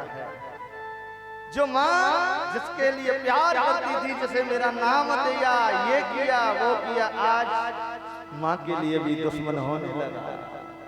पहले चुपचाप पिताजी से लड़कर के पैसे दे देती, आज परिणाम उस माँ के ही सिर फोड़ने की बारी आ गई। धुंधली से पैसा मांगता है, कहीं कुछ मांगता है, बोले जब नहीं देगी तो बोले लातों से प्रहार कर देता है। धुंधली भी बड़ी दुखी होने लगी और अंत पे बोले रात्रि का समय अपने बालक के दुख की वजह से अंधकूप में जाकर के स्वयं को भी प्राणांत कर लिया। कहते हैं कि जैसा करोगे वैसा करोगे। तुमने अपने पति के साथ छल किया, छल की संतान तुम्हें कभी सुख नहीं दे सकती और संतान के लिए अपने स्वामी के साथ दगा किया तो उसका भी परिणाम यही होता है। इसलिए बोले संतान की सुनो जरूर, लेकिन संतान को अच्छी प्रेरणा दो। पिता पिता होता है, पिता पालयते, पिता पालन पोषण करने वाला होता है। पिता अपनी जिंदगी का पूरा दाव लगा लेता है, संतान जिसका धोखा देती है महाराज, फिर देखिए क्या होता है। जैसे धुंधली समा गई वैसे ही समाना पड़ता है। अब तो और स्वतंत्र हो गया। गोकर्ण जी तो उपदेश देकर के चले गए तीर्थाटन करने के लिए और तीर्थाटन करने के लिए गोकर्ण जी गए। इधर मैं अकेला रह गया और महाराज अकेला रहने के पश्चात पंच बोले 5 वैश्याओं को घर पर रख लिया। अब तो कहीं जाने कहां डाका डालते हैं, कहीं से कुछ चुरा के लाते हैं, कहीं से कुछ करते हैं। ये बड़ी विचित्र लीला है।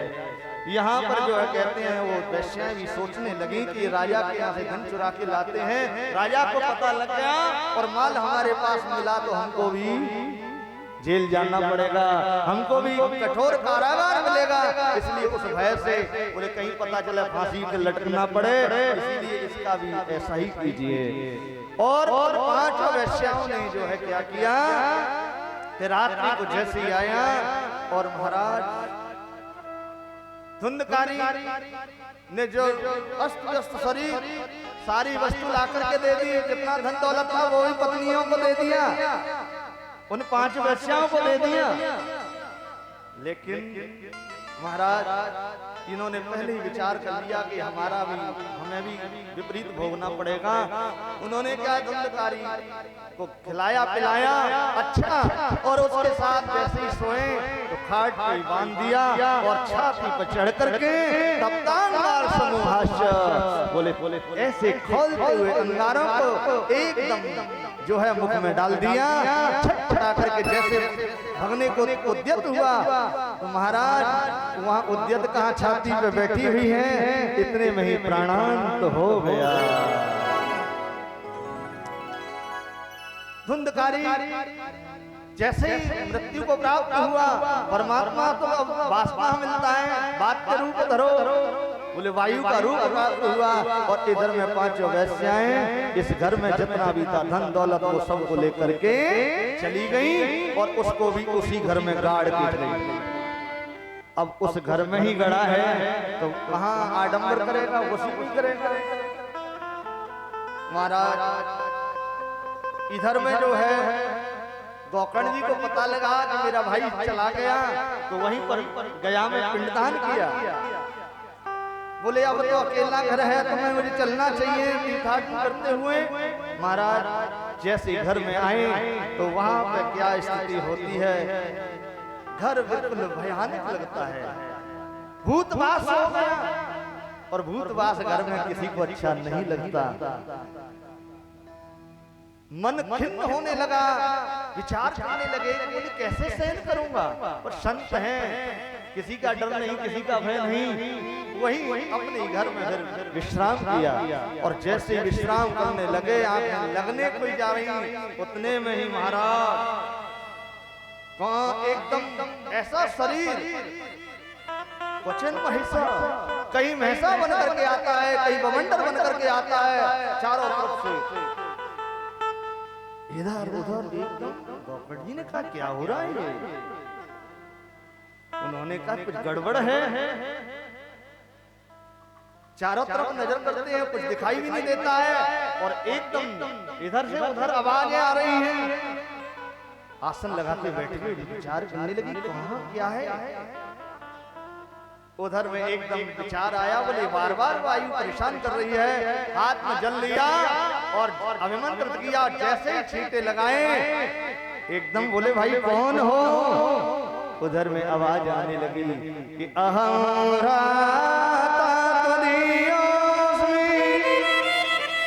धुंधकारी नामत स्वकीय नैव दोषेण ब्रह्मत्वं नाशितं मया।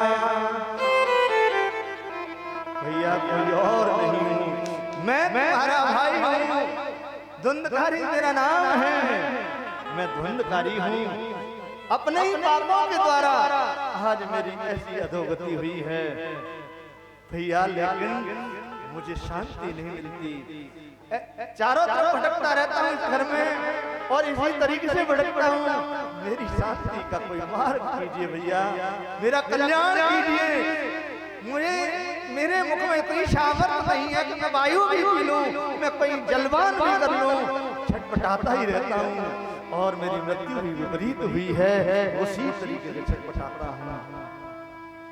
जैसे ही कहा बोले अच्छा बोले मैंने तो तुम्हारे लिए गया में पिंडदान किया था, फिर भी तुम्हारी मुक्ति नहीं हुई। कहते हैं भैया गया सतेना पेर मुक्तर में न भविष्यति। भैया गया में आपने पिंडदान किया, ऐसे कितने भी पिंडदान कर लो पर मेरी मुक्ति नहीं हो सकती। उन्होंने कहा अच्छा। अब वास्तविकता में एक बात बताओ, गया में भी लोग क्यों जाएं? लेकिन यहाँ और बात है, अभी सब इसके निष्कर्ष में नहीं जाते हैं व्यक्ति। वास्तविकता क्या है यहाँ पर कहते हैं, अब गोकर्ण जी विचारने लगे। बोले भैया ठीक है, मैं सुबह प्रातः अपने विचार करूंगा, देखूंगा। और प्रातः काल चारों तरफ जाने लगे, पूछने लगे कहाँ, तो कोई मार्ग भी नहीं बताते। तो वहां पर जो है और कोई मार्ग नहीं प्रतीत होता है, तो सूर्य नारायण को देख करके एकदम तुभ्यं नमो जगत साक्षिं ब्रूहि मे मुक्ति हेतुकम्। हे जगत के साक्षी, हे जगत में प्रकाश करने वाले, आप जगत को प्रकाशित करने वाले, प्रफुल्लित करने वाले हैं, तो मेरा भी मनोरथ सिद्ध कीजिए। और सूर्य भास्कर को रोक करके जब ये प्रश्न किया, तो सूर्य नारायण ने भी कहा कि श्रीमद् भागवतान मुक्ति सप्ताह वाचनम कुरु। बोले श्रीमद् भागवत महापुराण का यदि सप्ताह क्रम से गोकर्ण जी श्रवण कराएंगे तो तुम्हारे भैया की मुक्ति हो जाएगी। उन्होंने कहा बोले अब तो इसका मार्ग कैसे क्या है? बोले जो प्रक्रिया सारी समझते हैं और एकदम वहीं उस अभूतपत्तन नाम की नगरी में ही और अपने यहाँ आसन लगा करके जो है सभी देवों का स्तवन करके और स्वयं श्रीमद् भागवत का कथा प्रारंभ की। अब सब लोग जैसे कथा सुनने आते हैं ऐसे ही सब कथा सुनने आए भूतपत्तन नगरी के लोग। लेकिन वहीं पर ये भैया इसको भी आसन, अब इसको कहीं आसन नहीं दिखाई दिया, तो एक बांस 7 ग्रंथि का गड़ा हुआ था, उसी में जाकर के, क्योंकि हवा से वो हवा इधर उधर हो जाता, कई बात सुनते कभी नहीं सुनते, इसलिए उसी बांस के उसमें जाकर के बैठ गए। आराम से कहीं कहीं भागना ही नहीं होगा, उसी में बैठ कर कथा श्रवण की। पहले दिन की कथा सुनी तो पहले ग्रंथि भेदन हो गई, वो धीरे धीरे दूसरी में चले गए, तीसरी में चले गए, चौथी में, 7वें दिन की कथा श्रवण करने के पश्चात और जो है एकदम बात का रूप धरो, जो वायु का रूप था महाराज, अब तो रूप ही बदल गया कि दो दिव्य रूप धरो जाता तुलसी दाम मंडित पीतवासा घन श्यामे, पीतवासा घन श्याम मुकुटि कुंडलान्विता। दिव्य रूप प्राप्त हो गया। भगवान नारायण की 4 भुजाएं होती है, वैसे ही 4 भुजाएं हो गई, सुंदर स्वरूप प्राप्त होकर के प्रकट हो गया। आकर के कहा बोले भैया तुमने मेरे लिए बहुत ही श्रेष्ठ कार्य किया। गोकर्ण जी ने कहा बोले आप? बोले मैं वही हूँ। बोले ये ऐसे कैसे? कि धन्या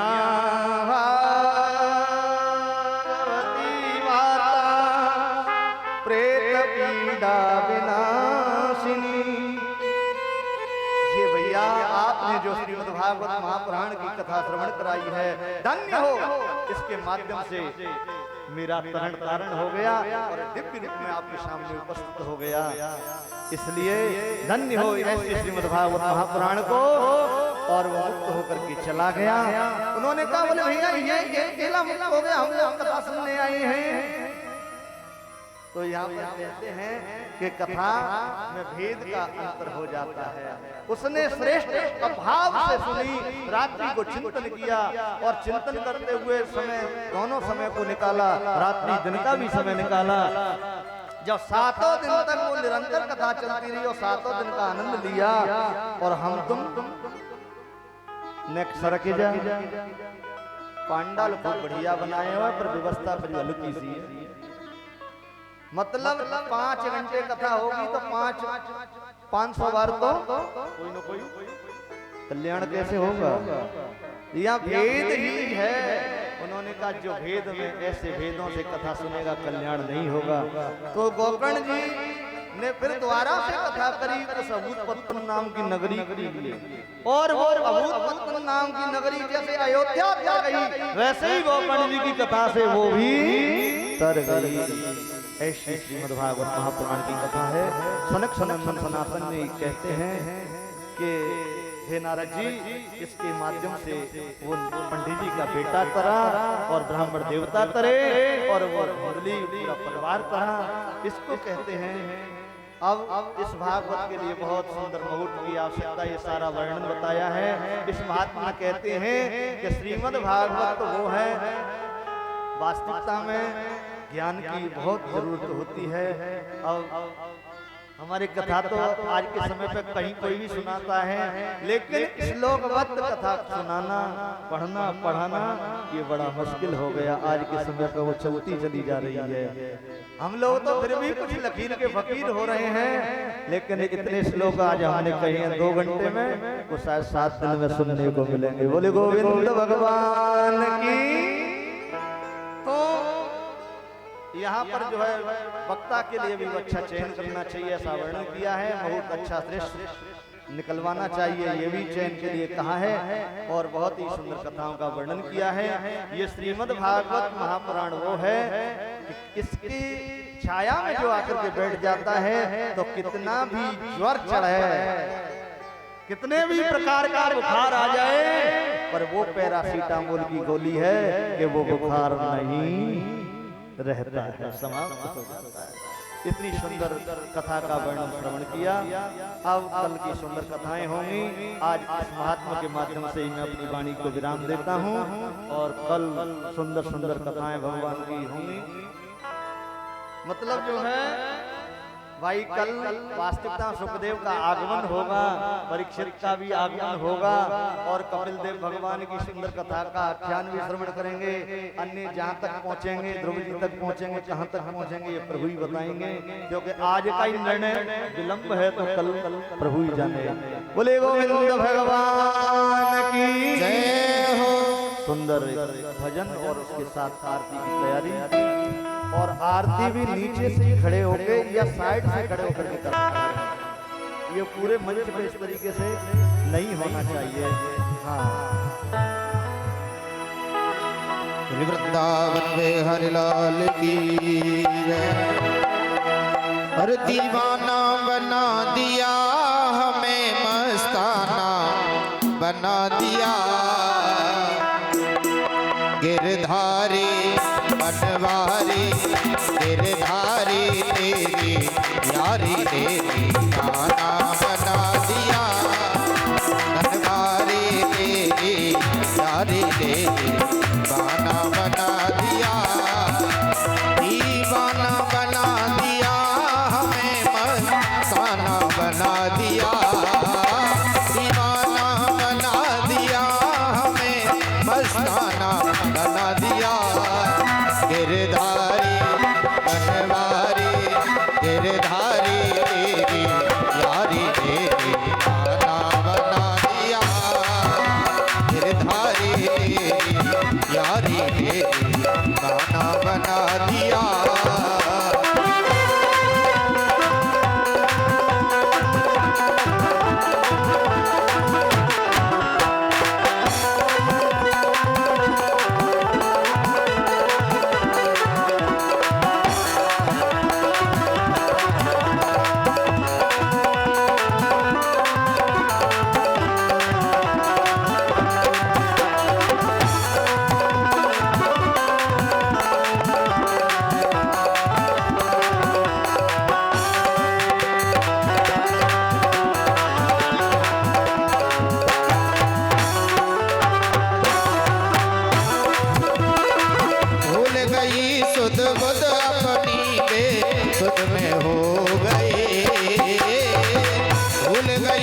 बुध बुध में अपनी बेसुध हो गए, अपने ही घर में रह कर वे घर सी हो गए,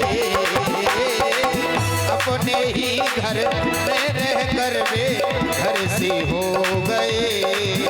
तुम्हें समा बना के दिल अपना परवाना बना दिया, गिरधारी तेरी यारी तेरी माना बना दिया।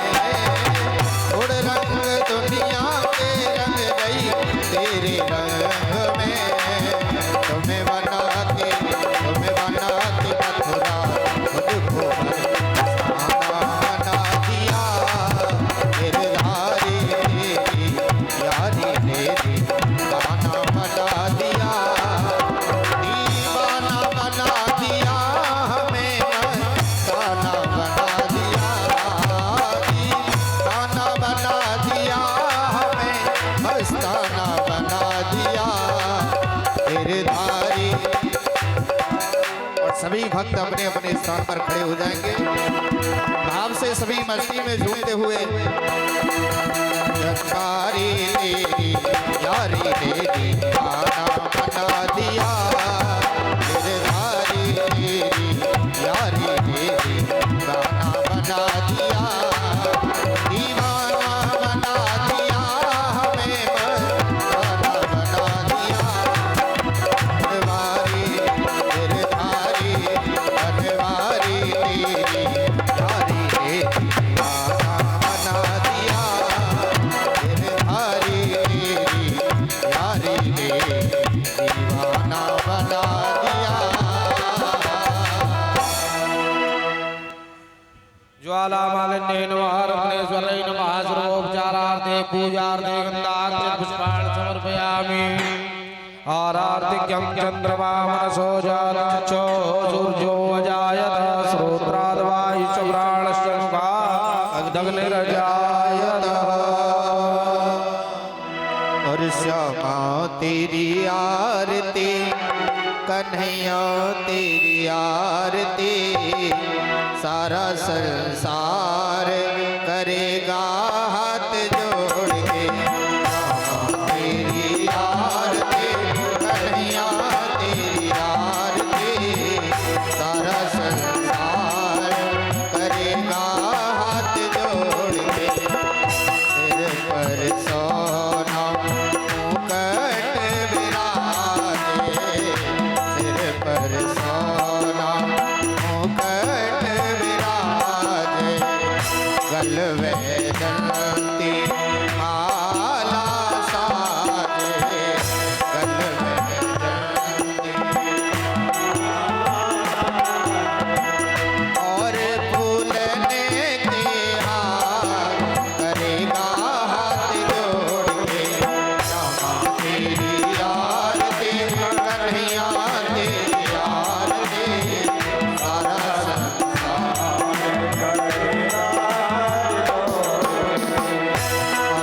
अपने चरण में भक्ति कीजे, अपने चरण में भक्ति कीजे, अपनी शरण में मोहे रख लीजे, अपनी शरण में मोहे